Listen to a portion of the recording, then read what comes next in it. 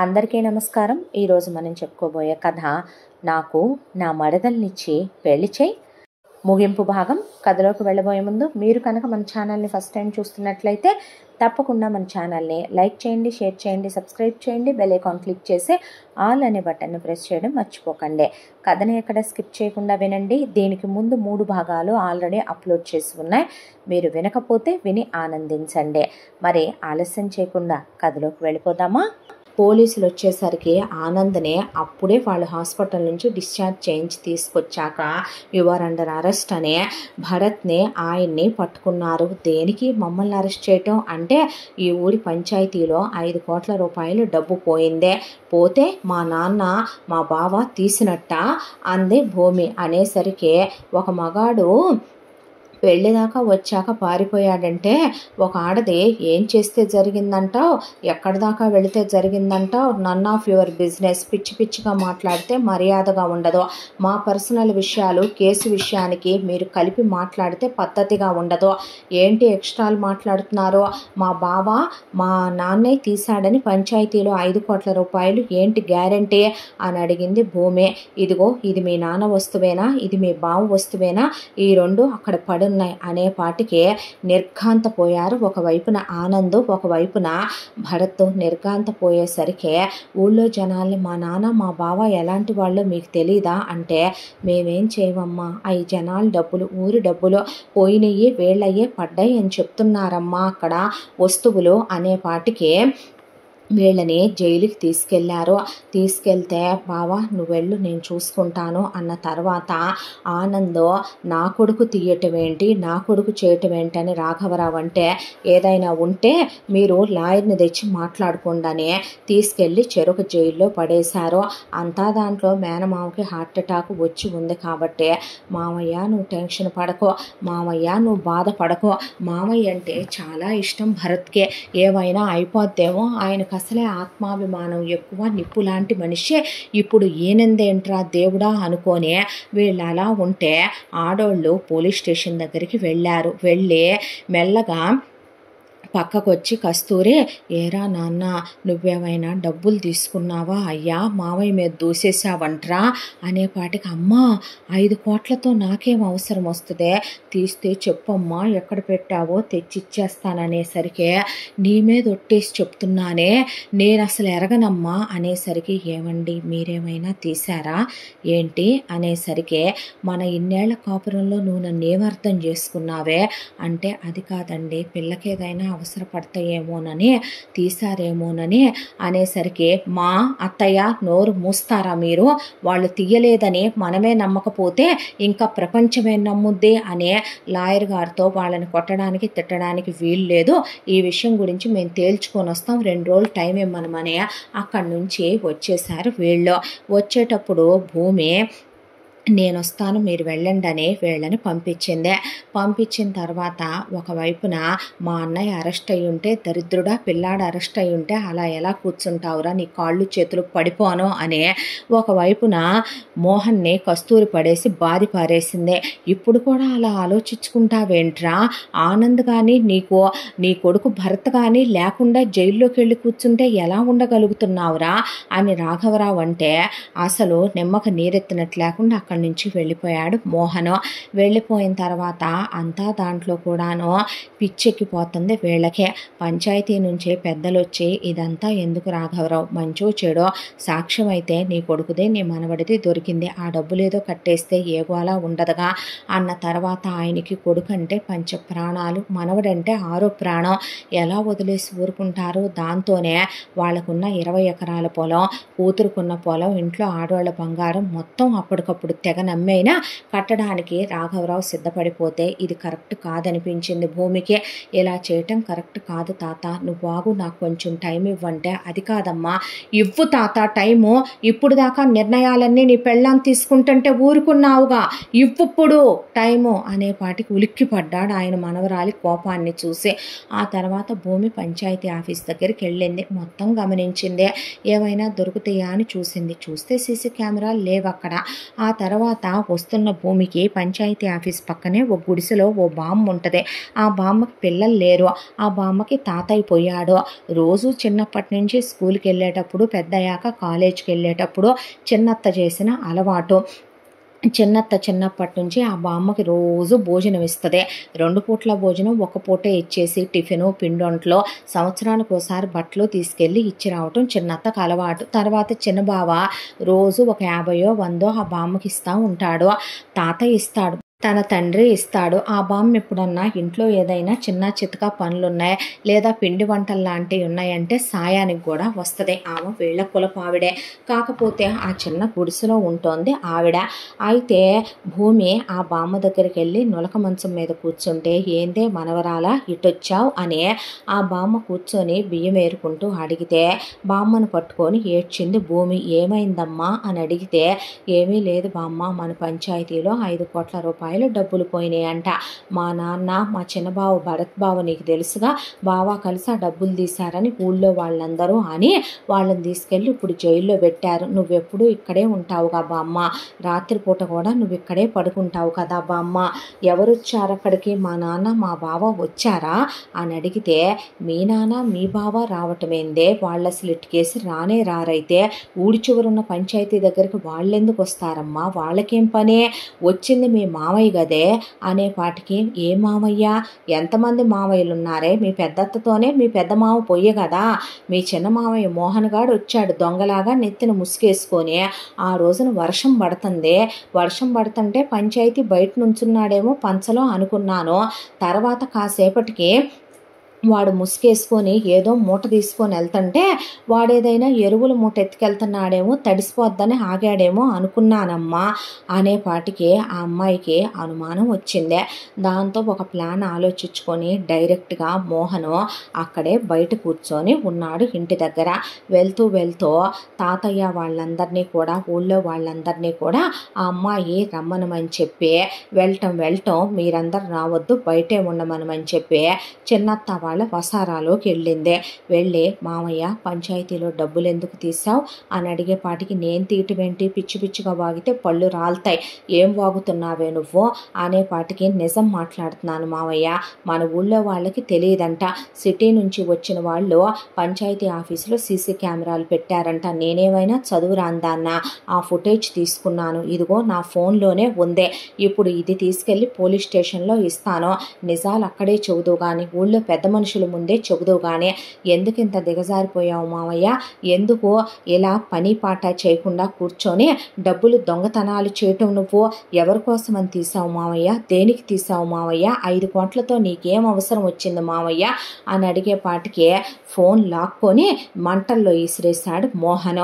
ఇసిరేసేపాటికి ఈ విషయం ఇప్పుడే వెళ్ళి నేను అత్తయ్యకి తాతయ్యకి అందరికీ చెప్పి ఊళ్ళో వాళ్ళందరినీ తీసుకొస్తాననేసరికి ఆ అమ్మాయిని లాగి చెంప మీద కొట్టి జుట్టు పట్టుకొని ఆ అమ్మాయిని కొట్టబోతుంటే, తీసావా లేదా, నువ్వు తీసావా లేదా, అవునే తీశాను, ఏంటైతే, నా కొడుక్కిచ్చుకున్నాను తీసి, ఏంటైతే అంటే భరత్ బావుకి ఇచ్చావా, వాడికి ఎందుకు ఇస్తానే, నా కన్న కొడుక్కిచ్చుకున్నాను, వాడేమైనా నా కొడుకా, నాకు పుట్టాడా అనేపాటికి, నీ కొడుకెవరో ముఖేష్కి ఇచ్చాను అనేపాటికి, వాడికి ఇవ్వటం ఏంటి, వాడు నీ కన్న కొడుకేంటి అనేసరికి, అసలు నువ్వు ఆ రోజు బావతో ఏం మాట్లాడావు పొలంలో 3 గంటల సేపు అంటే నీకెందుకు చెప్పాలి, నువ్వు ఇంట్లోంచి బయటికి వెళ్ళినప్పుడుగా, ఇక్కడి నుంచి ఇక్కడే నిన్ను పైకి పంపించకపోతే అనేలోపు ఊళ్ళో జనాలు, రాఘవరావు మొత్తం అందరూ, శకుంతల అక్కడికి వచ్చేసరికి, శకుంతల ఒకవైపున కొట్టబాకు పిల్లోడికి ఇచ్చానంటున్నాడుగా, పిల్లోడు ఏదైనా అవసరమని అడిగాడేమోలే, పిల్లాడికి ఇచ్చానంటున్నాడుగా, మనం అన్నీ అమ్మేసి కడితే సరిపోద్దలే, కొట్టబాకు, ఏం మా మోహను పిల్లాడికి ఇచ్చావా, ఎందుకు ఇచ్చావు అంటంటే, అంతా దాంట్లోనూ రాఘవరావు ఆ పక్కనే ఉన్న ముళ్ళుగర్ర తీసుకున్నాడు. 10 కర్రలు ఇరిగిపోయిందాకా కొడితే శకుంతల నోట్లో నుంచి చొంగలు కారిపోతూ తల పగిలిపోయి చేతులు కాళ్ళు విరిగిపోయి కూర్చుండిపోయింది. వాడు చెప్పిన దాంట్లో నీకేమర్థమైందే? ఏం విన్నావే నువ్వు? వాడు నా కన్న కొడుకు అని వాడు చెప్తున్నాడు కదా, నువ్వు అంతా వదిలేసి డబ్బులు వాడికి ఇచ్చాడు, డబ్బులు కట్టమంటే నా కొడుకు దొంగ, నా మనవడు దొంగని ఇప్పుడు నేను ఒప్పుకోనా? ఈ ఊరి జనాలందరూ మనుషులు కాదు మృగాలు కాబట్టి నా కొడుకు మీద నా మనవడి మీద నిందలేశారు ఇవాళ. అది నిజమని నేను ఒప్పుకోనా అయ్యా మీ అందరి ముందు? చాచా తెలిసింది కదండి, మీ అల్లుడే తీశానని ఒప్పుకున్నాడు కదండి అన్నాక, ఎవర్రా నీ కొడుకు? ఏం మాట్లాడావురా వాడితో నువ్వు 3 గంటలు? ఎందుకు ఇచ్చావురా పంచాయతీలో డబ్బులు దొంగతనం చేసి వాడికంటే?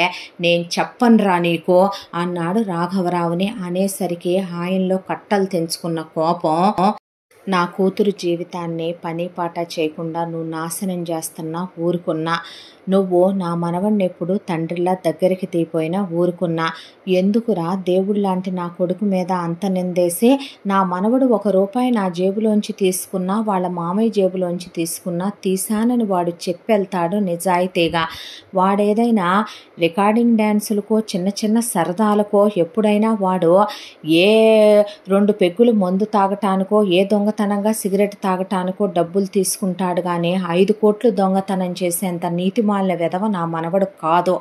ఎందుకు చేసావి పని అని ఆయన వరుసగా కర్రలు తీసుకొని చండ్రాకోళ్ళు తీసుకొని పడేసి తుక్కు కింద కొట్టేసేపాటికి, ఊళ్ళో వాళ్ళు తలా ఒక చెయ్యేసేపాటికి దెబ్బలు తట్టుకోలేని మోహన్, అవును నేనే తీశాను, వాడు నాకన్నా కొడుకే, ఆ కొడుకు భవిష్యత్తు కోసమే నేను 5 కోట్లు ఇచ్చి పంపుకున్నాను, ఏంట్రా అయితే అనేసరికి, నీకన్నా కొడుకేంట్రా అంది కస్తూరి. అనేసరికి, నోరు ముయ్యవే నీతి మాలిందానా అని అక్కడే ఉన్న శకుంతలనే వెళ్ళి పక్కనే ఉన్న రాయి తీసుకొని లాగి పెట్టించి తల మీద పెట్టించి ఒక్క మోదు మోదాడు మోహన్. దాంతో వామ్మో అని శకుంతల అదిరిపోయి తలకాయ పగిలిపోతే శకుంతలకి పసుపు పెట్టి పట్టుకున్నారు. చేసిందంతా ఇదే, అన్నిటికీ కారణం ఇదే. చిన్నప్పటి నుంచి ఇది మా ఊరు వచ్చేదే, మా ఊరు వచ్చిన ప్రతిసారి రూపం తీసుకొచ్చేదే, రూపం తీసుకొచ్చిన చిన్నప్పుడు మేమిద్దరం కలిసి ఆడుకునేవాళ్ళం. అలా మా పరిచయం స్నేహంగా ఆ తర్వాత రూప వయసుకు వచ్చాక ప్రేమగా మారిందే. ఇది వచ్చి 15 రోజులు 20 రోజులు ఉన్నప్పుడల్లా రూప నేను శారీరకంగా కలిసేవాళ్ళం. ఆ వయసు నుంచే ఇద్దరం ప్రేమించుకున్నాం, పెళ్లి చేసుకోవాలనుకున్నాం. రూప కోసమే నేను డిగ్రీ చదివాను, నా కోసమే రూప డిగ్రీ చదువుకుందే.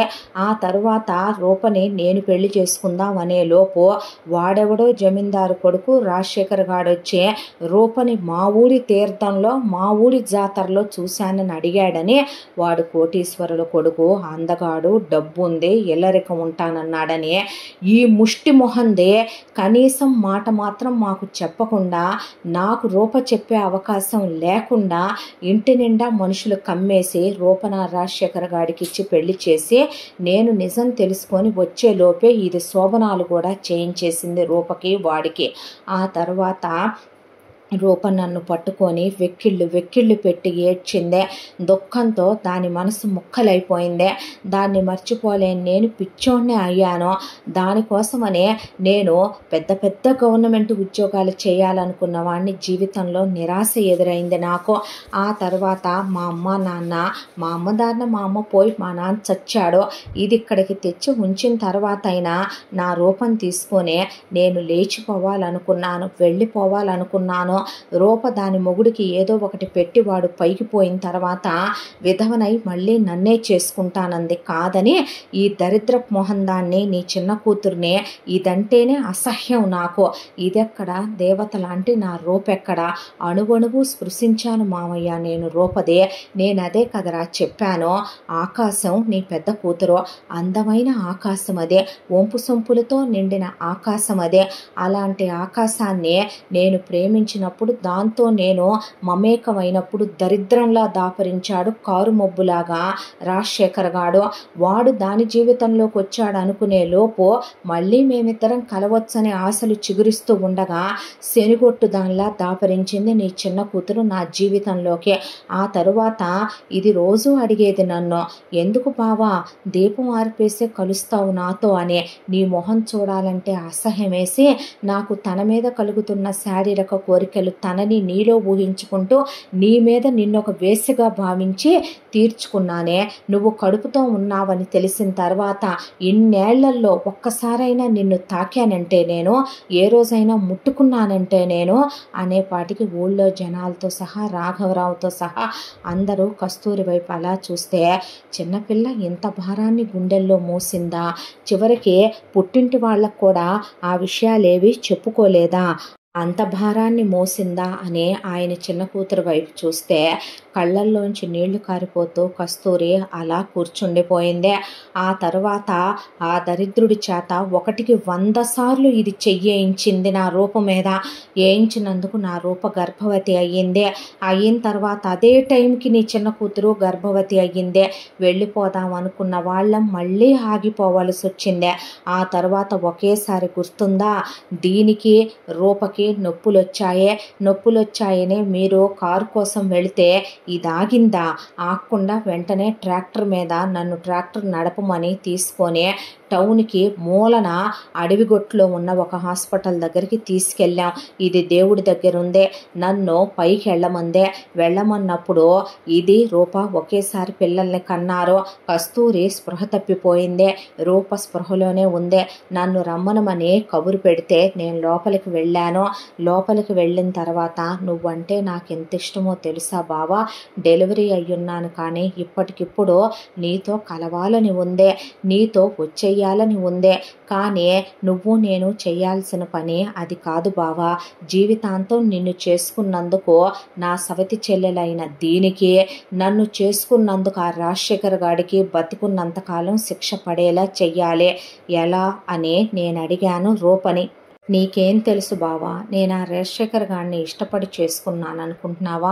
ఇది బలవంతంగా తలుపు చాటుల నుంచి తొంగి చూస్తూ వాడితో నన్ను కాపురం చేయించింది ఆ శకుంతల. నేను వాడితో కాపురం చేసినప్పుడు నిన్ను ఊహించుకుంటూ చేశానే తప్ప వాడితో నేను సంతోషంగా కాపురం చేయలేదు. కడుపులో మోసినన్నాళ్ళు వీడిని అసహ్యించుకుంటూనే మోసాను బావా. వీడంటేనే నాకు అసహ్యం, వీడు నాకొద్దు. కాబట్టే నేను నీకు ఇప్పుడు ఒక ఐడియా చెప్తాను విను. నీ అంశగా ఇది మోసింది చూసావా, ఇది మోసిన వాడు నాకు కావాలి. వాడిని నాకివ్వు.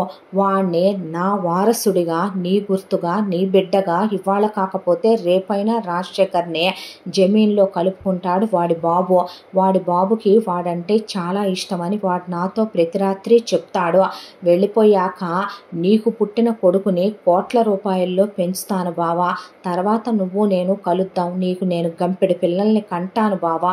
వాళ్ళందరినీ వాడి అకౌంట్లోనే, వాడి ఇంటి పేరు, వాడి గోత్రంతోనే, వాడి కోట్ల రూపాయల ఆస్తిలో పెంచుతాను. నువ్వు కడుపుతో ఉన్నప్పుడే దీన్ని తాకొద్దని చెప్పాను నేను. ఇహ దీన్ని ముట్టుకోకు నువ్వు. దీని దగ్గర నాకు ఆ రాజశేఖర్ గాడికి పుట్టాడు చూసావా వీడు కూలి వెధవలా పెరగాలి.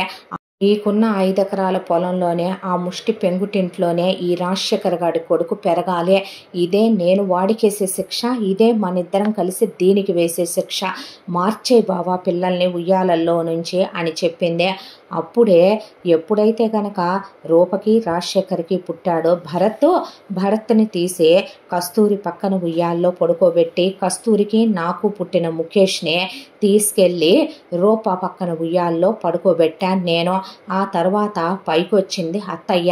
వచ్చి చూసుకున్న తర్వాత వెళ్ళి నీకు ఫోన్ చేసింది. మీ అందరూ వచ్చారో, వచ్చిన అంతా దాంట్లో రాజశేఖర్ గాడి రక్తం లాగేసిందో ఏమో.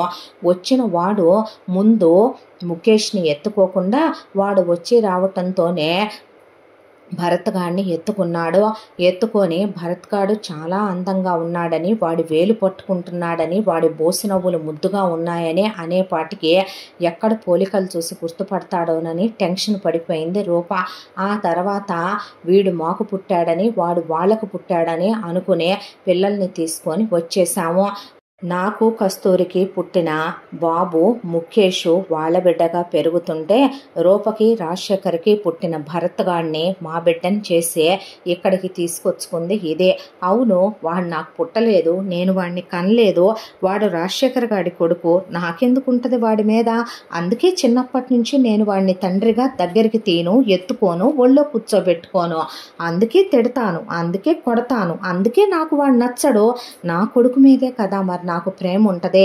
ఈలోపు జీవితాంతం సంతోషంగా ఉందాం, మళ్ళీ మేమిద్దరం కలుద్దాం అనుకునే లోపు ఈ దరిద్రపదే పూలు పెట్టి ఆ రోజున పొలం దగ్గరికి పంపించిందే.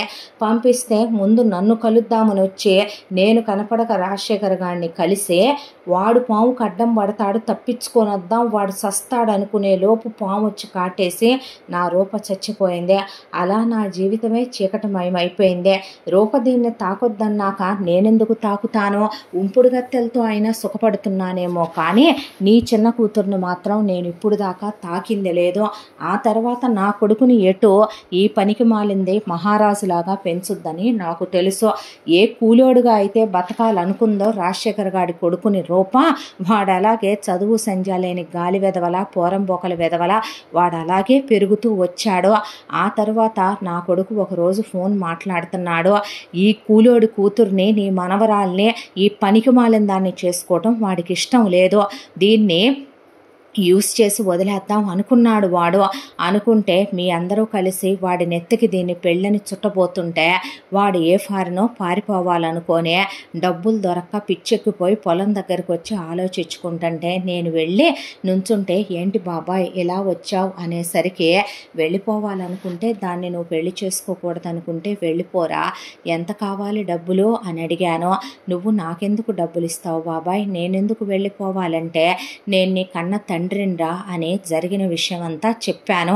5 కోట్ల రూపాయలు కావాలని వాడు అడిగాడు. ఆలోచించాను, ఈ ఊళ్ళో ఎదవలెవరు పంచాయతీలోకి వెళ్ళరు, పంచాయతీ బీరువాలో డబ్బులున్నాయి, అప్పుడే రోడ్లు వేయించడానికని వీళ్ళు ఫండ్లు తీసుకొని వచ్చారు.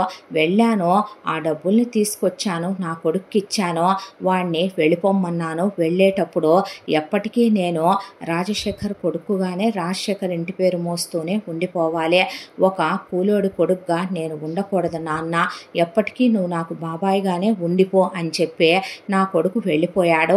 వెళ్ళిన తర్వాత వాడు ఎయిర్పోర్ట్కి వెళ్ళేసరికి రాజశేఖర్ తండ్రి పోయాడని వాళ్ళు పేపర్లో వేయించారంట. అది చూసిన వాడికి ఆశ కలిగిందే, వెళితే వాళ్ళు మనవడిగా వారసత్వం ఇస్తారేమో, ఆస్తి ఏమన్నా ఇస్తారేమోనని వెళితే వాళ్ళు వాడిని నెత్తిన పెట్టేసుకున్నారు. వాళ్ళ కూతుర్నిచ్చి వాడికి పెళ్లి చేసుకున్నారు, ఆస్తికి వాడిని వారసుని చేశారు. తప్పేంటి? వాడు అనుభవించాలని కోరుకుందే రూప, నా కొడుకు వెళ్ళి అక్కడ అనుభవిస్తున్నాడు, నీ మనవడు నాశనం అయిపోవాలనుకుందే. కాబట్టే నేను రాజశేఖర్ గాడికి వెయ్యలేకపోయాను శిక్ష నా రూపని తాకినందుకు. నా రూప కడుపులో పెరిగాడు కదా దీని కొడుకుగా పెరుగుతున్న భరత్ గాడు, అందుకే వాడి వస్తువులు నీ కొడుకే కదా. అసలు నా రూపకి ఏ రోజు ఒక తమ్ముడి ప్రేమని ఇవ్వలేకపోయాడు, అందుకే వాణ్ణి ఇరికించటానికని వీళ్ళిద్దరి వస్తువులు వేసొచ్చాను పంచాయతీలో. ఏంట్రా అయితే అనే పాటికి రాఘవరావు కోపం కట్టలు తెంచేసుకుని ఆయన తుక్కు కింద కొట్టి పోలీసులకు అప్పచెప్పేశాడు. అల్లుడు మోహన్నే. ఒక్క నిమిషం అనే కస్తూరి వెళ్ళేటప్పుడు తాలి తెంచి బొట్టు చెరిపి గాజులు పగలగొట్టే మోహన్ని పడేసి ఆ పక్కనే ఉన్నాయి అన్నీ తీసుకొని తుక్కు కింద బాడీలో పార్ట్లన్నీ విరిగిపోయిందాకా కొట్టి, నేను వేసానంట్రా, నువ్వు విటుడివా, నన్ను వాడుకొని నువ్వు పిల్లల్ని మారుస్తావంట్రా అనే వెళ్ళిన తర్వాత తల్లిని పడేసి ఇంకా నిన్ను కొట్టడానికి కూడా ఏం మిగిలిందే అన్న తర్వాత అప్పుడు వాళ్ళిద్దరిని జైలు నుంచి విడిపించుకొచ్చారు. విడిపించుకొచ్చిన తర్వాత జరిగింది మొత్తం విన్న తర్వాత ఇక ఆశ్చర్యపోయి షాక్ అయిపోయి కూర్చుండిపోయాడు ఆనందం. ఆ తర్వాత భరత్ వెళ్ళి కస్తూరి చేతులు పట్టుకున్నాడు. అమ్మా, ఇప్పుడు నేను నీకు పుట్టలేదని, దానికి పుట్టానని తెచ్చి నీ పక్కలో పడుకోబెట్టారని నేను నీ కొడుకుని కాదా ఏంటే, వాడే నీ కొడుక ఏంటే, వాడు నిన్ను తిట్టాడమ్మా, నిన్నెప్పుడు ప్రేమగా చూసుకోడే, నేను రోజు నీకు ఏం తెచ్చుకున్నా చెరిసగం తింటాం కదే మనం, బంగారం. అమ్మా, ఉసిరికాయ ముక్కలు ఇద్దరం తింటాం, మామిడికాయ ముక్కలు ఇద్దరం తింటాం, కలిసే ఇద్దరం కాలు చేసుకొని పడుకుంటాం కదే, ఒకే పళ్ళెంలో తింటాంగా అమ్మ అనేసరికి పిల్లాన్ని వాటేసుకొని వెక్కిళ్ళు పెట్టి ఏడ్చి, నాకెవరూ వద్దయ్యా, నాకు నువ్వున్నావు చాలు. చూసావురా, వాడు నాకు నా కడుపులో మోసి వీడి వల్ల నాకు పుట్టిన వాడికి వీడి బుద్ధులే వచ్చినాయి. ఆ పాపిష్టిది నిన్ను మోసి కన్నా పోయిన ఆయన రాజశేఖర్ గారు బంగారం లాంటోడు మా బావ, నీకు ఆయన బుద్ధులే వచ్చినాయి అయ్యా అని దగ్గరికి తీసుకొని ఎప్పటికీ నువ్వే నా కొడుకువయ్యా అనేసింది కస్తూరి. అంతా దాంట్లో పేగులు తెగిపోయేంత బాధ కలిగింది రాఘవరావుకి. ఆనంద్కి కస్తూరి వైపు చూస్తే చిన్నతనం నుంచి సరదాగా చలాకీగా గలగలా పారే గోదారిలా ఉండే కస్తూరి గుండెల్లో ఎన్ని బడబాలనాలని మోసిందో, ఎన్ని అగ్నిపర్వతాలు బద్దలవుతుంటే చిరునవ్వులతో తొక్కేసుకుంటూ తింటూ తిరుగుతూ బతికేసుకుంటూ వచ్చిందో, వాడు కనపడకుండా ఎన్ని నరకాలు పెట్టాడో, భార్యని ఒక ఉంపుడు గత్తెలాగా వాడానని, దీపాలార్పి భార్యతో వేరే ఆడదాన్ని ఊహించుకుంటూ కలిశానని, కడుపుతో ఉన్న దగ్గర నుంచి వయసులో ఉన్న భార్యను వాడు తాకలేదని, చిన్నప్పటి నుంచి శకుంతల చూపించే వివక్ష, పెళ్ళైన తర్వాత వాడు చూపించే వివక్ష, ఇంకొక ఆడదైతే బ్రతుకుద్దా, ఈరోజు అది 9 నెలలు మోసి కన్నవాడు దానివాడు కాకుండా పోయాడు, ఎవరో కన్నవాడు దాని బంధమై వచ్చాడో, ఈ ప్రశ్నలకి సమాధానాలు వెతుకుతున్న వాళ్ళకి దొరకలేదో. అంతా దాంట్లో ఎందుకే అమ్మా నేను డబ్బులు తీశానని అన్నావు అంటే, అది కాదమ్మా, నువ్వేమైనా అవసరమని ఏదైనా ఆటలకి బెట్టింగులకి తీసావేమో, మామయ్య మీద చెప్పావేమో అనుకున్నానమ్మా, సారీరా అంటే, ఇట్స్ ఓకేలే అన్నాడు భరత్. అన్న తర్వాత ఇన్నేళ్ల కాపురంలో నన్నెంత బాగా అర్థం చేసుకుందని కళ్యాణి, నేను డబ్బులు తీశానా, అది కాదండి, నోరు ముయ్యవే, ఫస్ట్ టైం నిన్నెందుకు పెళ్లి చేసుకున్నానా అని అసహ్యం వేసింది అన్నాడు ఆయన. క్షమించండి అన్న తర్వాత, అమ్మా, అయ్యా, నా మనవడు ఎలా ఉన్నాడో ఏంటో అనే పాటికే అప్పటిదాకా ఏ రోజు చేయి చేసుకొని ఆనందు, నువ్వు చచ్చిపోయావుగా అమ్మా అని, నాన్న ఈవిడ్ని నువ్వు ఇంట్లో ఉంచేటట్టయితే నేను ఇంట్లో ఉండననే వెనకాల వాళ్ళు వంటకని ఒక గది ఎంచుకున్నారు. ఆ గదిలో ఇంట్లో వాళ్ళెవరూ పలకరించకుండా తీసుకెళ్ళి శకుంతలనే, అన్నిటికీ కారణం నువ్వేనమ్మా, సవతి కూతుర్ని సొంత కూతుర్లా చూడటం తప్పు కాదు, నువ్వు కన్న బిడ్డల్ని కేటాగా చూడటం తప్పు, ఎన్ని తప్పులకి కారణమైన నీకు శిక్ష విధించకపోతే ఎలాగమ్మా అని, అసలు రాఘవరావే నా పెళ్ళాం పోయిందని చెప్పి ఆయన శకుంతల మెళ్ళలో తాళి పట్టుకున్నాడు తెంపటానికి. వద్దయ్యా అని కాళ్ళు పట్టుకునేసరికి, ఇక నుంచి ఇంటి బాధ్యతలు మొత్తం కోడలు చూసుకుంటదే, నువ్వు నోరు మూసుకొని ఒక ముద్ద తిని బిళ్ళలేసుకొని కుక్కలాగా ఆ గదిలో పడుండు, అంతకు మించి ఎందులో అన్నా కలగజేసుకున్నావంటే నిన్ను నరికి పోగులు పెట్టేస్తా, నీ వయసులో ఇంతకన్నా చేయటానికి కూడా ఏం మిగల్లేదే, అది పోయాక నిన్నెందుకు చేసుకున్నానా అని నేను బాధపడని రోజు లేదో, చేసుకున్న తర్వాత నువ్వు చేసిన పనులన్నీ ఇన్నే కాదో, చిన్నప్పటి నుంచి దాన్ని పనికి రాకుండా పెంచావు, తీర్థాలకి తిరణాలకి తీసుకెళ్ళి వాడు అది శారీరకంగా కలుస్తుంటే నీ పెంపకం అవి చూసుకోనంత విచ్చలవిడిగా పెంచేసావు నువ్వు దాన్నే. ఆ తర్వాత ఎన్ని మాటలన్నావే కస్తూరిని, కస్తూరి కాలు జారిందన్నావు, కడుపులు తెచ్చుకుందన్నావు, నా పెంపకంలో నేను పెంచుకున్న నా చిన్న కూతురు మొగుడే ముట్టుకోకపోయినా తండ్రికి అన్నకే చెప్పుకోలా, నీ పెద్ద కూతురు అసలు పిల్లల్నే మార్పిచ్చేసి నువ్వు హాస్పిటల్లో తీసుకెళ్తే నీ కళ్ళల్లోనే కారం కొట్టి ఎంత బాగా కోటీశ్వరుడికి పుట్టినోడిని కూలోడుగా, కూలోడికి పుట్టినోడిని కోటీశ్వరుని చెయ్యాలనే అది ఎంత పెద్ద గ్రంథాన్ని రచించిపోయిందే, అది చచ్చి బతికిపోయింది. కానీ ఉంటే దాన్ని ఒక తండ్రిగా నేనే చంపేసేవాడినేమో, ఎంత జరిగాక కూడా నా మనవడు అంటున్నావు చూసావా, నిన్ను నరికేస్తే పాపం ఉందంటే అన్న తర్వాత, నానమ్మ ఎప్పుడూ చచ్చిందిగా తాత, ఇంకా నువ్వెందుకు ఆలోచించడం వదిలేయని ఎవ్వరూ మాట్లాడించటలేదు. అందరూ మానేశారు శకుంతలతో మాట్లాడటం, ఒక గదిలోకి ఈడ్చవతల పడేశారు. ఆ తరువాత జరిగిందంతా మర్చిపోయే పరిస్థితులు మెల్లగా నార్మల్ అవటం మొదలయ్యాయి. ఆ తర్వాత వెళ్ళి తన పీజీ సెకండ్ ఇయర్ కంప్లీట్ చేసుకొచ్చాడు. అనుకున్న మాట ప్రకారమే భరత్ భూమి పీజీలో చేరింది.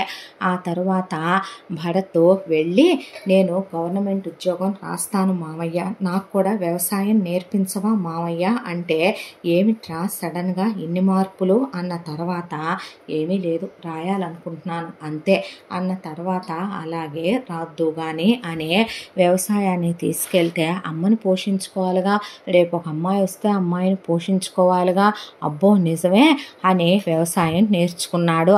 ఆ తర్వాత గవర్నమెంట్ ఎగ్జామ్ రాసి క్వాలిఫై అయ్యాడు. చాలా మంచి పోస్ట్ వచ్చింది. భూమి బ్యాంకుకి రాసుకుంది, ఉద్యోగం వచ్చేసింది.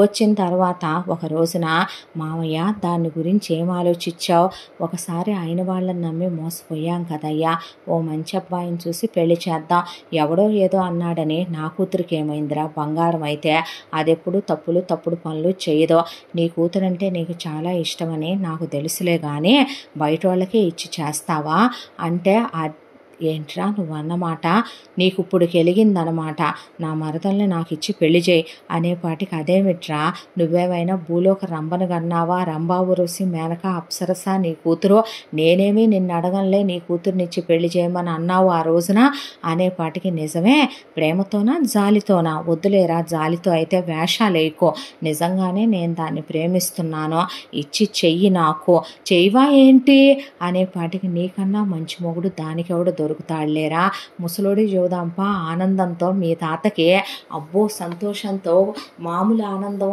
వచ్చేది మీ తాతకి, ఇప్పుడు హార్ట్ అటాక్ రావాలి సంతోషంతో అన్నాక వెళ్ళి ఆ విషయమే చెప్తే, కస్తూరి విధవలా మారిపోయింది మోహన్ జైలుకి వెళ్ళిన తర్వాత. ఆ తర్వాత అమ్మ ఇలా చేసుకుందాం అనుకుంటున్నాననేసరికి, చేసుకోయ్యా ఎవరొద్దంటారు, అది నీకోసం కాదా ఏంది పుట్టిందంటే, నిజమారా అన్నాడు రాఘవరావు. అన్న తర్వాత కళ్యాణి, చేసుకోయ్యా నువ్వు కాకెవరు చేసుకుంటారనేసరికి, శకుంతల చాలా తప్పులు చేశానురా, ఆ తప్పులు కొంతైనా పోతాయేమోలే, చేసుకోమంది బయటకు వచ్చే, నిన్నెవరూ అడగలేదులేవే అంటే, క్షమించరా మీ అమ్మనే, ఎప్పుడు మీ మామయ్యనే నేను ఏ రోజు ప్రేమగా చూడలేదో, నిన్ను చూడలేదో, తప్పుల మీద తప్పులు చేశాను, ఈరోజు నా తప్పులు మీరు దూరం అవుతుంటే తెలుస్తుంది, ఇన్నాళ్ళు మిమ్మల్ని అర్థం చేసుకోలేకపోయాను, క్షమించన్నాక భూమితో వాళ్ళ నాన్న చెప్పాడు ఇలా చేసుకుంటాడంటనే, ఏంది నిజమే ఏంది బావే అనేసరికి, ఊరుకోవే ప్రేమించాడంట, నీకోసమే వ్యవసాయం నేర్చుకొని గవర్నమెంట్ ఉద్యోగం చేస్తానంటే, నిజమా కాదా మామయ్య, సిగరెట్ మానేసా, మందు మానేసా, చిన్న చిన్న చిలకొట్టుళ్ళు కూడా మానేసా అనేపాటికి, వేస్తా వేషాలు అనేపాటికి, ఏంటే అంటే, నాకు చెప్పాలి కానీ వాళ్ళకి చెప్పటం ఏంటి, నువ్వు పెళ్లి చేసుకుంటాననే విషయం, ఏమో నీ చెప్పాలంటే నేను కొట్టమంటే కొడతా కానీ చెప్పమంటే చెప్పనే అనేసరికి, కొడతావా నన్ను పెళ్ళయ్యాక, కొట్టనే, ఎందుకు కొడతానో, చాలా ప్రేమగా చూసుకుంటాను, మనకున్నంతలోనే హ్యాపీగా బతుకుదాం పోవే అనేసరికి, చేసుకోమ్మా అంటే, సరేలే తాతయ్య అందే.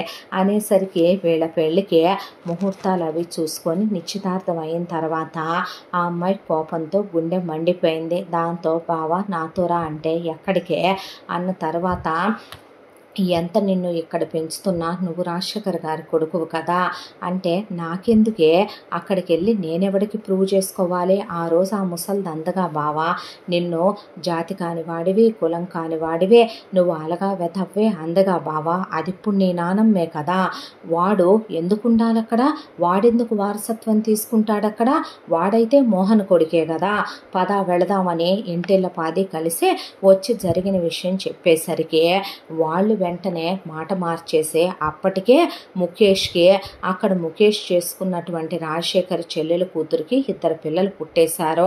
పుట్టేసేపాటికి ఆ అంతా దాంట్లో కూడా ఇప్పుడు పిల్లలు పుట్టారు కాబట్టి వాడిని మేము పంపించి వెలేయలేంలే, కాబట్టి వీడు కులంగాని వెధవైనా ఇప్పుడు మేము ఇచ్చి చేసినందుకు మాకు తప్పదులే, కానీ సరే నీ అత్తకి ఇంకో కూతురుందే, దీన్ని నువ్వు చేసుకోవటం ఏంట్రా, శుభ్రంగా దాన్ని నువ్వు చేసుకో, ఈ ఆస్తంతట్లోకి నీకు ఇప్పుడు వారసత్వం కావాలి, ఇస్తాం మేమంటే, ఎవడడిగాడే నీ వారసత్వం? నా వెంట్రుకతో సమానం నీ వారసత్వం.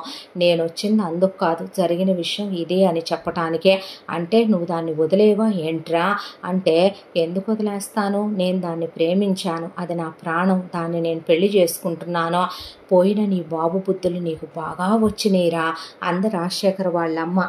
పర్వాలేదులే, చాలా నీతిపరుడంట ఆయన లాంటి మంచివాడి బుద్ధులు వస్తే మంచిదేగా అన్న తర్వాత, ఆస్తిలో చిల్లి గవ్వ దక్కనివ్వను, ఇప్పుడే లాయర్ని పిలిపించి అని లాయర్ గారిని పిలిపిస్తే వచ్చిన లాయర్ గారు జరిగిందంతా వినే, బయలాజికల్గా ఇప్పుడు రాజశేఖర్ గారికి ఆయన భార్య రూపకి పుట్టిందైతే ఈ భరత్ అనే అబ్బాయి, అంతే కదండి? అవును, బయలాజికల్గా ఈ అబ్బాయి ముఖేష్ అనే అబ్బాయి పుట్టలేదు, అంతే కదా? కస్తూరి మోహన్ అనే దంపతులకి పుట్టాడు, అంతే కదా? అవునయ్యా. మా ఆయన పోయిన తర్వాత, మా కొడుకు పోయిన తర్వాత ఆస్తి అంతా నాకేగా వచ్చేది. నేను మొత్తం నా ఇష్టం వచ్చిన వాళ్ళకి రాసుకుంటానంటే మీకు రాయలేదండి మీ వారు అనేసాడు లాయరు.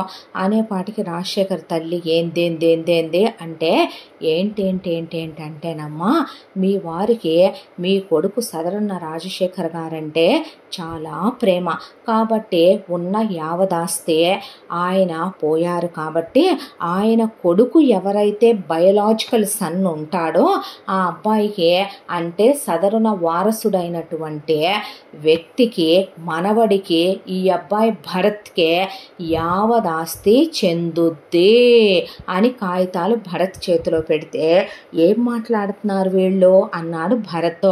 భూమి ఇదంట బావా ఆస్తంతా నీదంట బావా, మరి ముసలోడు మాకేం పెట్టాడు అని అడిగితే 5% ఏమో రాజశేఖర్ గారి అమ్మగారికి, మీకు పెళ్ళికే బోల్డంత ఇచ్చారు కదా అమ్మ, కాబట్టి ఇంకొక 5% రాజశేఖర్ గారి చెల్లెలైన మీ పిల్లలకి రాసి మిగతాదంతా 90% మనవడైన భరత్కి రాసేశారు ఆయన అని కాగితాలు ఇచ్చేసి లాయరు ఇక ఈ ఇల్లు ఈ ఆస్తి మొత్తం ఈ అబ్బాయి అని చెప్పి వెళ్ళేపాటికి భరత్ పెద్దగా విజిలేశాడు.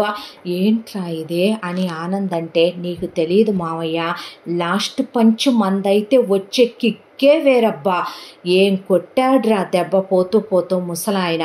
ఇప్పుడు ఈ ఆస్తి మొత్తం నాది కదో, సర్దండే మొత్తం సర్దండి అందరూ, మొత్తం 5 నిమిషాల ప్రకారం బిచానా ఎత్తేయండి, మొత్తం వెళ్ళిపోవాలి బయటికి. మనకెందుకు బాబా ఈ ఆస్తి, ఎందుకు వదలాలే? నేను పుట్టింది ఆయనకు కాదా, ఆయన కొడుకుడు కాదా? ఏమ్మా ఏమంటావు అనేపాటికి కస్తూరి గెంటైరా అంటే, అమ్మ అనేపాటికే లాగి దవడబెట్టి కొట్టింది ముఖేష్నే.